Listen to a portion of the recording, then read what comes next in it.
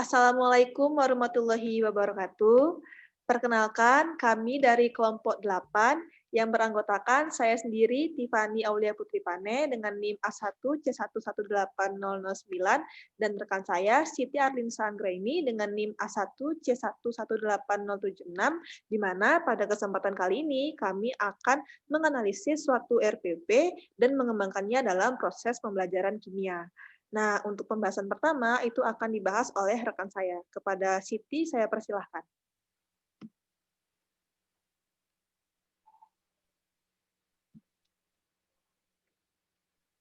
Pada kesempatan kali ini, yaitu yang pertama kami akan menjelaskan mengenai pengertian dari analisis rancangan pelaksanaan pembelajaran atau RPP. Selanjutnya kami akan menjelaskan tentang pedoman-pedoman apa saja dalam penulisan perancangan pelaksanaan pembelajaran atau RPP dan RPP yang sudah dibuat dan terdapat di internet. Nah, untuk pembahasan yang pertama yaitu mengenai pengertian dari analisis RPP. Nah, menurut Kamus Besar suatu pokok dari berbagai bagian, penelaahan bagian itu sendiri dan juga hubungan antar bagian demi memperoleh pengertian yang tepat dan pemahaman secara keseluruhan. Sedangkan RPP atau Rencana Pelaksanaan Pembelajaran adalah rencana yang menggambarkan prosedur dan pengorganisasian pembelajaran untuk mencapai satu kompetensi dasar yang ditetapkan dalam standar isi dan dijabarkan dalam silabus.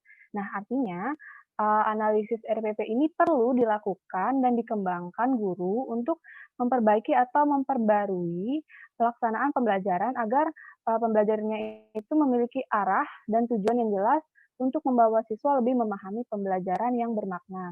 Nah, dapat disimpulkan juga pengertian dari analisis RPP ini merupakan suatu kegiatan yang dilakukan untuk menelaah RPP yang telah dibuat tadi, apakah sudah baik dan benar dan sesuai dengan pedoman RPP yang dibuat oleh Kemendikbud, di mana tujuan dari RPP itu sendiri, yang pertama itu dapat mempermudah, kemudian memperlancar, dan meningkatkan hasil proses belajar mengajar. Nah, yang kedua itu, dengan menyusun RPP ini secara profesional dan sistematis dan berdaya guna, maka guru akan mampu melihat, mengamati, menganalisis, dan memprediksi program pembelajaran sebagai kerangka kerja yang logis dan terencana. Nah, setelah mengetahui pengertian dari analisis RPP ini, selanjutnya yaitu kita masuki mengenai pedoman penulisan RPP. Nah, dalam penyusunan RPP, guru itu harus mencantumkan standar kompetensi atau SK atau kompetensi inti ataupun KI yang memayungi KD atau kompetensi dasar akan disusun dalam RPP-nya. Nah, menurut Faik pada tahun 2012, komponen dari RPP itu adalah mempunyai 12 macam. Nah, yang pertama itu ada identitas mata pelajaran. Nah, di mana identitas mata pelajaran ini meliputi satuan pendidikan seperti kelas, semester, program, mata pelajaran atau tema pelajaran, dan jumlah pertemuan. Nah, yang selanjutnya itu ada standar kompetensi. Standar kompetensi ini merupakan kualifikasi atau kemampuan minimal peserta didik yang menggambarkan penguasaan pengetahuan, sikap, keterampilan yang diharapkan dicapai pada setiap kelas atau semester pada suatu mata pelajaran. Nah, yang ketiga, itu ada kompetensi dasar atau KD. Nah, KD ini adalah kemampuan yang harus dikuasai peserta didik dalam mata pelajaran tertentu sebagai rujukan dalam penyusunan indikator kompetensi dalam suatu pelajaran. Nah, yang keempat itu ada indikator pencapaian kompetensi. Nah, indikator ini merupakan lanjutan dari kompetensi dasar, di mana perilaku untuk menunjukkan ketercapaian kompetensi dasar tertentu yang menjadi acuan penilaian mata pelajaran. Nah, selanjutnya itu ada tujuan pembelajaran yang diharapkan dicapai oleh peserta didik sesuai dengan kompetensi dasar tadi. Nah, selanjutnya itu ada materi ajar. Materi belajar ini merupakan memuat fakta, konsep, prinsip, dan prosedur yang relevan dan ditulis dalam bentuk butir-butir sesuai dengan rumusan indikator pencapaian kompetensi tadi. Selanjutnya, itu ada alokasi waktu. Nah, alokasi waktu ini ditentukan sesuai dengan keperluan untuk mencapai KD dan beban belajar. Nah, selanjutnya itu ada metode pembelajaran. Metode pembelajaran ini digunakan oleh guru untuk mewujudkan suasana belajar dan proses pembelajaran agar peserta RDB itu mencapai kompetensi dasar atau seperangkat indikator yang telah ditetapkan tadi. Nah, selanjutnya yang kesembilan itu ada kegiatan pembelajaran. Nah, kegiatan pembelajaran ini kegiatan awal yang dari suatu pertemuan pembelajaran yang ditujukan untuk membangkitkan motivasi dan memfokuskan perhatian peserta didik untuk berpartisipasi aktif dalam pembelajaran. Nah, selanjutnya itu di kegiatan pembelajaran itu ada pendahuluan, inti, dan penutupnya. Nah, untuk pendahuluan ini merupakan kegiatan awal yang ditujukan untuk membangkitkan motivasi tadi. Nah, kalau intinya itu, kegiatan ini merupakan proses pembelajaran untuk mencapai KD. Nah, kalau pada penutup itu kegiatan yang dilakukan untuk mengakhiri aktivitas pembelajaran yang dapat dilakukan dalam bentuk rangkuman ataupun kesimpulan. Nah, selanjutnya yang ke-10 itu ada penilaian hasil belajar. Selanjutnya, yang ke-11 ada prosedur dan instrumen penilaian, di mana proses dan hasil belajar disesuaikan dengan indikator pencapaian kompetensi dan mengacu pada standar penilaian tadi. Nah, yang terakhir itu ada sumber belajar. Nah, didasarkan pada standar kompetensi dan kompetensi dasar tadi, serta materi ajar, dan kegiatan pembelajaran, dan indikator pencapaian kompetensi, adapun langkah-langkah dalam perencanaan pelaksanaan pembelajaran, yaitu yang pertama, mencantumkan identitas. Identitas itu mencakup nama sekolah, mata pelajaran, kelas atau semester, standar kompetensi, kompetensi dasar, indikator, dan alokasi waktu tadi. Nah, untuk contoh format rencana pelaksanaan pembelajaran atau RPP dapat dilihat pada layar. Di situ terdapat yang sudah saya jelaskan tadi, yaitu satuan pendidikan, mata pelajaran, kelas, dan sampai pada penilaian.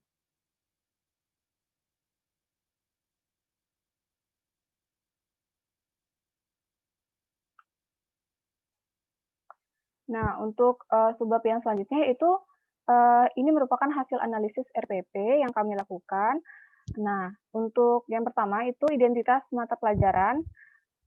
Itu terdapat pada RPP itu terdapat nama sekolah, mata pelajaran, kelas, semester, dan alokasi waktu. Di mana di RPP yang pertama itu identitas mata pelajaran ditulis secara lengkap, disertai dengan nama sekolah, mata pelajaran, kelas, dan alokasi waktu. Untuk RPP yang kedua kami bandingkan itu identitas mata pelajaran yang ditulis secara lengkap, disertai nama sekolah, mata pelajaran, kelas, dan alokasi waktu. Artinya pada identitas mata pelajaran kedua RPP ini sama-sama sama-sama memenuhi syarat atau pedoman dari penulisan RPP. Selanjutnya yang kedua itu kompetensi inti. Nah, pada kompetensi inti ini yang RPP 1 ini kami dapatkan bahwa kompetensi intinya atau KI-nya itu sesuai dengan silabus. Sedangkan pada RPP yang kedua ini tidak dituliskan dalam RPP. Nah, selanjutnya itu kompetensi dasar atau KD tadi. Nah, pada RPP 1, kompetensi dasar sesuai dengan kompetensi inti. Nah, sedangkan pada RPP yang kedua ini, kompetensi dasarnya itu tidak dituliskan, namun hanya disebutkan nomor KD atau kompetensi dasarnya saja. Nah, selanjutnya yang keempat yaitu indikator, di mana mencakup kesesuaian dengan KI dan juga KD. Pada RPP 1 ini, indikator itu sesuai dengan kompetensi inti KI 3 dan KI 4. Nah, untuk indikatornya itu sesuai dengan kompetensi dasar atau KD dari KI 3 dan KI 4. Sedangkan pada RPP yang kedua, indikator pembelajarannya itu tidak dirumuskan dalam RPP. Selanjutnya yang kelima, tujuan pembelajaran. Nah, tujuan pembelajaran ini yaitu kesesuaian dengan KD, di mana pada RPP 1, tujuan dirumuskan dalam bentuk pernyataan yang operasional sesuai dengan KD. Artinya di sini ditulis dengan jelas. Nah, untuk RPP yang kedua, itu tujuan pembelajarannya dirumuskan dalam bentuk pernyataan operasional sesuai dengan KD juga. Jadi pada tujuan pembelajaran, RPP 1 dan 2 ini sama-sama memenuhi pedoman. Nah, selanjutnya yaitu materi pembelajaran. Nah, pada materi pembelajaran ini, RPP yang pertama itu ditulis dalam bentuk butir-butir soal, kemudian pada RPP yang kedua itu tidak dituliskan, namun hanya dalam bentuk materi. Selanjutnya akan dijelaskan oleh Saudari Tiffany. Baiklah, saya akan melanjutkannya. Kemudian dari komponen metode pembelajarannya itu disesuaikan dengan karakteristik dan indikator dan kompetensi yang hendak dicapai. Nah, pada RPP yang pertama ini menggunakan model discovery learning dengan menggunakan metode wawancara atau tanya jawab, diskusi, dan bermain peran. Dan kemudian model dan metode yang digunakan itu telah sesuai dengan karakteristik, materi, dan juga indikator yang hendak dicapai. Sedangkan pada RPP yang kedua, dalam RPP ini itu tidak dicantumkan model atau metode pembelajaran yang digunakan. Kemudian dari komponen sumber belajar itu ada media pembelajaran, alat bahan, dan sumber belajar, di mana pada analisis RPP yang pertama, media pembelajaran yang digunakan itu sesuai dengan tujuan pembelajaran dan juga sesuai dengan model dan metode yang digunakan. Alat dan bahan yang digunakan pun telah menunjang penggunaan media yang dipakai. Dan juga sumber belajar yang dipakai itu sudah sesuai dengan kompetensi dasar dan juga materi dari RPP ini. Kemudian sedangkan pada analisis RPP yang kedua, media pembelajaran yang digunakan juga telah sesuai atau sudah sesuai dengan tujuan pembelajaran, alat dan bahan yang digunakan juga itu menunjang penggunaan media yang dipakai, namun pada RPP ini sumber belajar itu tidak dicantumkan. Selanjutnya.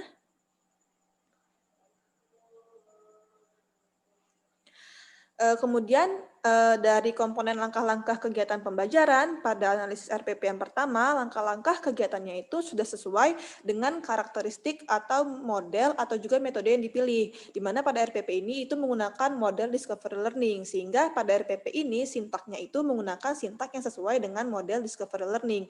Sedangkan pada RPP yang kedua, langkah-langkah itu tidak dapat diketahui sesuai dengan model atau metode atau tidak, karena seperti yang tadi saya bilang, pada RPP ini itu tidak disebutkan metode apa yang digunakan dalam RPP ini. Yang terakhir itu pada komponen penilaian. Nah, untuk pada RPP pertama, penilaian itu sudah jelas di mana dijabarkan teknik-teknik penilaiannya, kemudian bentuk instrumen dan instrumen yang dipakai. Sedangkan pada RPP yang kedua, penilaiannya itu tidak dijabarkan atau teknik penilaiannya itu atau tidak dicantumkan bagaimana teknik penilaian ataupun instrumen yang dipakai dalam RPP ini. Selanjutnya.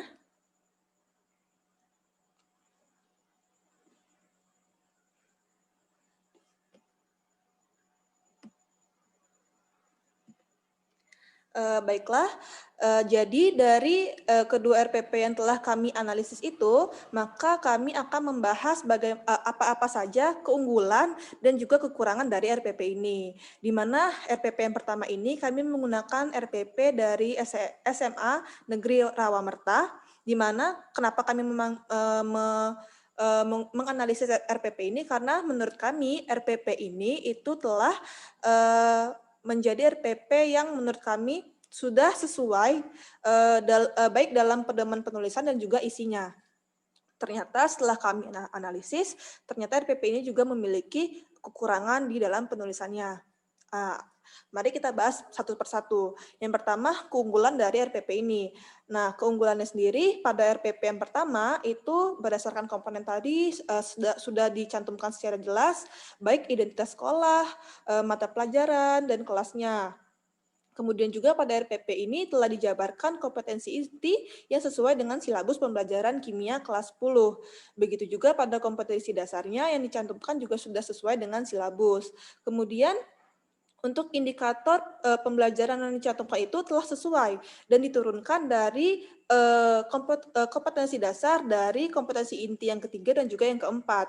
Indikator pun yang ditulis itu juga sudah selaras dengan langkah-langkah kegiatan pembelajaran. Dan juga indikator yang dijabarkan dalam RPP ini juga sudah menggunakan kata-kata operasional yang tepat. Misalnya dalam salah satu RPP ini indikatornya itu untuk mengidentifikasi berbagai produk yang mengandung bahan kimia. Berarti ia sudah menggunakan kata kerja operasional mengidentifikasi, di mana kata mengidentifikasi ini sudah masuk ke kata kerja operasional C1 yaitu mengingat. Kemudian alokasi waktunya juga sudah ditulis secara jelas, yaitu 3 minggu dikali 3 jam pelajaran, di mana 1 jam pelajaran itu sama dengan 45 menit. Kemudian tujuan pembelajarannya juga sudah dirumuskan dalam bentuk pernyataan yang operasional dari kompetensi dasar dan juga indikator pembelajaran. Kemudian untuk materi pembelajaran sendiri juga sudah mengacu pada materi pokok dalam silabus dan juga telah sesuai dengan indikator. Kemudian model dan metode pembelajaran yang ditulis itu sudah jelas. Seperti yang saya katakan, pada RPP yang pertama ini, ia menggunakan model discovery learning dengan menggunakan metode tanya jawab, wawancara diskusi, dan juga bermain peran. Kemudian sumber belajar pada RPP ini juga telah dicantumkan, disertai juga dengan media dan alat bahan yang dipakai. Kemudian juga secara keseluruhan, langkah-langkah pembelajaran pada RPP ini telah ditulis dengan jelas, dimulai dari kegiatan pendahuluan, inti dan juga kegiatan penutup, di mana pada kegiatan pendahuluan itu telah berisi orientasi, persepsi, motivasi, dan juga pemberian acuan atau arahan kepada siswa. Kemudian pada kegiatan intinya juga telah berisi sintak-sintak yang sesuai dengan discovery learning, dimulai dari stimulation, problem statement, data collection, data processing, verification, dan juga generalization. Kemudian juga setiap sinta itu telah dijabarkan dengan baik dan juga secara lengkap sesuai dengan model dan metode yang dipilih. Kemudian pada kegiatan akhir juga disertai dengan kegiatan penutup. Kemudian untuk penilaiannya secara keseluruhan, penilaian pada RPP itu sudah ditulis secara lengkap.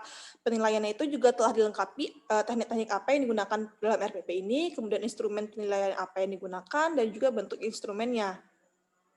Nah, misalnya saja pada RPP ini itu menggunakan teknik penilaian berupa penilaian observasi, penilaian diri, kemudian juga ada penilaian teman sejawat, dan lain-lain. Kemudian instrumen yang digunakan itu ada tes uraian dan pilihan ganda, tes lisan, dan juga dan lainnya. Kemudian menurut kami kekurangan dari RPP yang pertama ini sumber belajar yang dicantumkan itu tidak lengkap dan tidak dilengkapi dengan sumber rujukan yang jelas. Jadi sebaiknya menurut kelompok kami sumber belajarnya itu harus digunakan misalnya nama pengarangnya, kemudian tahun untuk sumber-sumber yang dipakai sehingga siswa itu dapat mengetahui sumber mana yang dipakai oleh guru sehingga pembelajarannya itu juga terarah pada sumber buku yang telah ditetapkan. Kemudian metode yang digunakan pada RPP ini itu tidak sesuai dengan metode yang disebutkan di awal, di mana dalam RPP ini disebutkan bahwa metode yang dipakai itu ada metode salah satunya itu bermain peran. Tetapi ternyata setelah kami analisis sintaknya untuk RPP pada pertemuan pertama, kedua, dan ketiga itu tidak memakai metode bermain peran.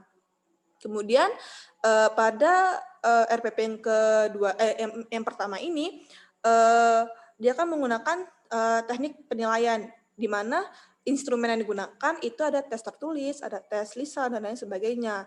Nah, seharusnya jika menggunakan instrumen tersebut, RPP ini tuh harus menyantumkan rubrik penilaiannya. Tetapi pada RPP ini tidak dicantumkan rubrik penilaiannya, di mana menurut kami sebaiknya rubrik penilaian ini dapat dilampirkan, karena dengan adanya rubrik penilaian ini kita tuh dapat melihat secara tertulis kriteria spesifik, deskripsi tugas, skor, dan juga komponen atau dimensi yang harus diperhatikan siswa dalam menyusun suatu tugas. Selanjutnya, kemudian yang kedua, kami juga menganalisis RPP dari salah satu SMA, yaitu SMA 2 Negeri Penukul, di mana kami memilih RPP ini karena menurut kami RPP ini masih terdapat banyak kekurangan dalam penyusunan atau penulisan dari rancangan pelaksanaan pembelajarannya.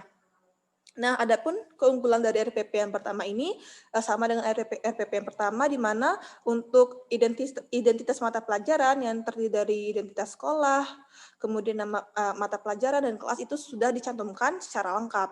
Kemudian alokasi waktunya juga telah dicantumkan secara jelas, yaitu 3 minggu dikali 3 kali jam pelajaran, di mana 1 jam pelajaran itu ada 45 menit. Kemudian juga telah dicantumkan media dan alat yang digunakan pada proses pembelajarannya ini, kemudian langkah-langkahnya juga sudah memuat dari mulai kegiatan pendahuluan, inti dan juga penutup, dan juga dalam RPP ini penilaiannya juga sudah dicantumkan.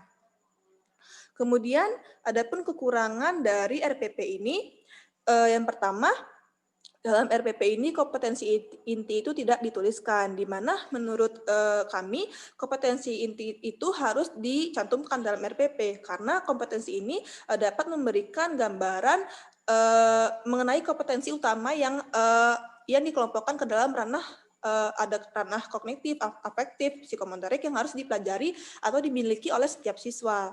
Kemudian juga pada RPP ini kompetensi dasarnya itu tidak dijabarkan, hanya saja disebut dengan nomor KD-nya saja. Di mana menurut penulis seharusnya kompetensi dasarnya itu dapat dituliskan, di mana kompetensi dasar ini merupakan kemampuan yang harus dimiliki siswa sebagai rujukan penyusunan indikator kompetensi dalam suatu mata pelajaran. Kemudian pada RPP ini materi pembelajarannya itu tidak dicantumkan, hanya materi atau judul materi pokok yang dicantumkan. Nah, menurut penulis seharusnya juga materi pembelajaran itu harus dicantumkan sesuai dengan rumusan indikator pencapaian kompetensi. Kemudian dalam RPP ini sumber belajar juga tidak dicantumkan, di mana menurut kami sebaiknya itu sumber belajar juga harus dicantumkan, baik itu buku atau modul atau referensi link video atau sebagainya, seharusnya itu dapat ditulis secara jelas di RPP sehingga siswa itu dapat menggunakan sumber yang terarah oleh guru. Kemudian dalam RPP ini juga indikator pembelajaran itu tidak dirumuskan, di mana indikator ini sangat perlu dijabarkan dikarenakan indikator ini berfungsi sebagai tolak ukur keberhasilan siswa dalam menguasai kompetensi dasar. Jadi menurut kami di awal tadi juga KD-nya sendiri itu hanya dicantumkan nomornya saja. Jadi bisa jadi indikatornya itu tidak dirumuskan karena indikator ini juga dapat dirumuskan berasal dari kompetensi dasar. Sehingga menurut kami seharusnya indikator ini sangat penting untuk dicantumkan. Kemudian juga pada RPP yang kedua ini model dan metode pembelajaran yang digunakan itu tidak dituliskan secara jelas sehingga tidak diketahui sebenarnya model apa yang digunakan dalam RPP ini. Tetapi jika kami analisis lagi dari langkah-langkah kegiatan pembelajarannya, kegiatan proses pembelajaran itu mungkin menggunakan pembelajaran dari integrasi 4C karena di dalam kegiatan intinya itu telah mencantumkan critical thinking, collaboration, communication, dan creativity. Dan juga kalau menurut kami mungkin dari langkah-langkah yang kami analisis dalam RPP ini itu juga menggunakan metode tanya jawab dan juga diskusi. Kemudian yang terakhir pada RPP ini komponen penilaiannya atau teknik penilaian itu tidak dicantumkan secara jelas, di mana menurut kami penilaian ini harus dicantumkan apa teknik yang digunakan, kemudian bentuk instrumennya itu seperti apa, sehingga dengan adanya penilaian ini, guru itu dapat mengukur pencapaian hasil belajar siswa terkait materi yang sedang diajarkan. Baiklah, dari hasil diskusi kami dapat kami simpulkan bahwasanya analisis rancangan pelaksanaan pembelajaran atau RPP ini merupakan suatu kegiatan yang dilakukan untuk menelaah RPP. Apakah RPP yang sudah dibuat oleh pendidik itu, apakah sudah sempurna baik dari segi isi maupun juga penulisannya. Kemudian dalam suatu rancangan RPP itu juga harus memuat diantaranya ada identitas mata pelajaran, tujuan pembelajaran, materi pembelajaran, metode, sumber belajar, langkah-langkah kegiatan pembelajaran, dan juga penilaian. Sehingga dari hasil analisis rancangan RPP yang kami analisis, secara keseluruhan RPP 1 memang lebih baik isi maupun penulisannya. Maka dari itu kami menganggap bahwa RPP ini sudah dianggap baik dan benar. Hanya saja mungkin ada beberapa poin yang perlu diperbaiki agar RPP ini lebih mantap lagi dan juga lebih sempurna. Sedangkan pada RPP yang kedua itu masih banyak kekurangan, baik dari segi isi maupun juga penulisannya. Nah, untuk itu penulis memberikan solusi agar kedepannya RPP tersebut dapat diperbaiki atau diperbaharui untuk kedepannya. Baiklah, demikian hasil presentasi dari kelompok 8. Apabila dalam penyampaiannya masih terdapat kekeliruan dan juga kesalahan, kami dari kelompok 8 meminta maaf karena di sini juga kami masih dalam tahap belajar. Terima kasih atas perhatiannya. Kami tutup. Wassalamualaikum warahmatullahi wabarakatuh.